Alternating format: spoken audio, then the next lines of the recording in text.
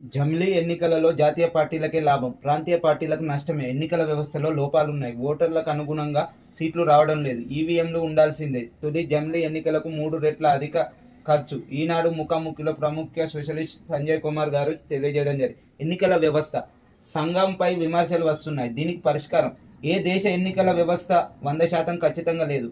ఈ ఎన్నో లోపాలు ఉన్నాయి. అమెరికాలో ఎక్కువ ఓట్లు పొందిన పార్టీకే సీట్లు వస్తాయి. మన దేశంలో ఓట్లకు సీట్లకు తేడా ఉంటుంది. 2014 లోక్సభ ఎన్నికల్లో యూపీఏలో బీఎస్పీ 20% ఓట్లు పొందిన ఒక్క సీట్ రాలేదు. కాంగ్రెస్ 5% ఓట్లతో 2 సీట్లు గెలిచి 2019లో పోల్చితే 2024 పార్లమెంట్ ఎన్నికల్లో భాజపాకు 0.6% ఓట్లు తక్కువ రాగా 68 సీట్లు కోల్పోయింది. కాంగ్రెస్ కు 2% ఓట్లు అధికంగా రాగా ఈ పార్టీకి సీట్ల సంఖ్య 54 నుంచి 99 పెరిగింది.